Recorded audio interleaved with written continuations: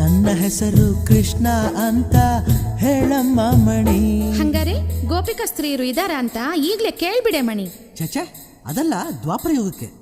ಈ ಕಲಿಯುಗದ ಕೃಷ್ಣ ಯಾವ ಕನ್ಯೆಯನ್ನು ಕಣ್ಣೆತ್ತಿ ನೋಡಲ್ಲ, ಯಾವ ಕನ್ಯೆಯನ್ನು ಕಣ್ಣೆತ್ತಿ ನೋಡಲ್ಲ. ನನ್ನು ನೋಡಲ್ವಾ? ನೋಡ್ತಾನೆ ಇದೀನಲ್ಲ.